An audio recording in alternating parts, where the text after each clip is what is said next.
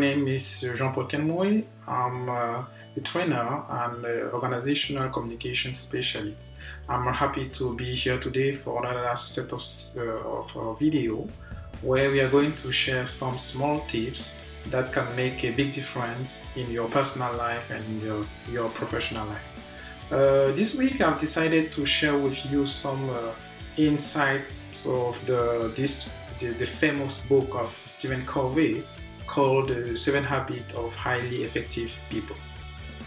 Stephen Covey presents two methods of development, what we call the principles and the technique, or the character ethic and the personality ethic, another way, how to appear and how to be. The personality ethics is mainly about the public image, how people appear in public, and the character ethic is more about the personal value, how like the people, your personality, your values, and generally is concerned things like integrity, like responsibility, like justice.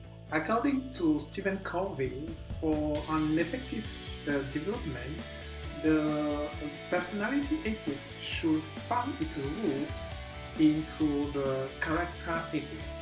That means the public image should be aligned with the personal value, should be aligned with what the person believes in actually, should be aligned with what the person has inside actually. To ensure this alignment, Stephen Covey then identifies the 7 habits of highly effective people. And as I mentioned before, today we are going to talk about the first habit, which is be proactive. Be proactive. Let's talk about this value considering the two cycles. We have the cycle of concern and the cycle of influence. The cycle of concern is all things on which people doesn't have or on which someone doesn't have any power of control. This can be external events like politics. This can be in the weather. This can be a reaction to what you are doing or what you are saying. There are things on which you don't have any power of control. And your cycle of influence are things that you can control, things that you have influence on. These are, in a sense, your knowledge, your reaction, how you react to other people's actions, the way how they choosing what knowledge you need or you like to acquire or not. And these are the things on which you have great power of control. And what happens is that on the proactive area, proactive people generally focus on things on which they have power of control.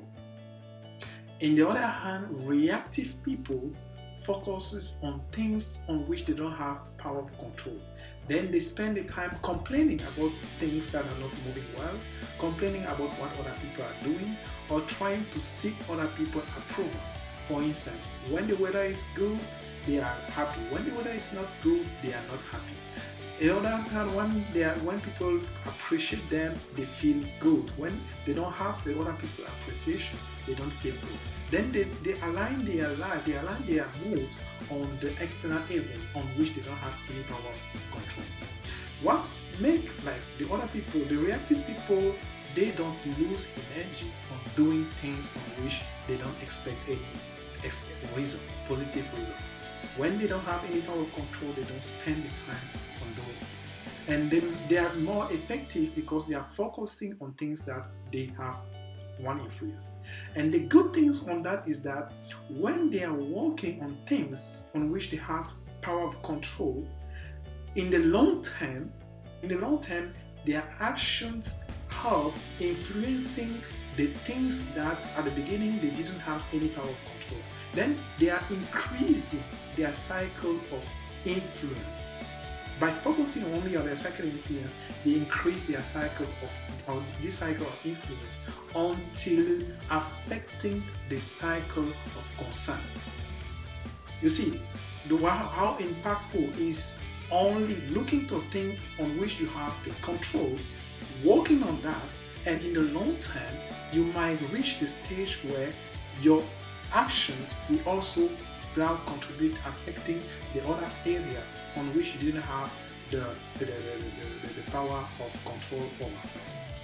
But if you were spending the time only complaining about things on which you didn't have any influence on, you will have lost energy and just ending up not doing anything positive, or not doing anything that help or that contribute solving the issue.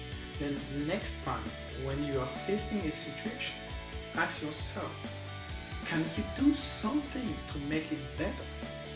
Can you do something to improve the situation? If the answer is yes, then do it and contribute to solve the problem. But if the answer is no, stop complaining, move forward. Stop blaming, move forward. Stop arguing about the situation. Stop arguing about the situation and just move forward. Because whatever you're going to do won't help anyhow improving the situation. You will be losing time, you will be losing energy for nothing. Then stop reacting and be proactive and take the action that will help you move forward. That was the first habit I wanted to share with you today. Tomorrow we are going to talk about the second habit, that is begin with the end in mind. See you tomorrow. Thank you for watching. Bye.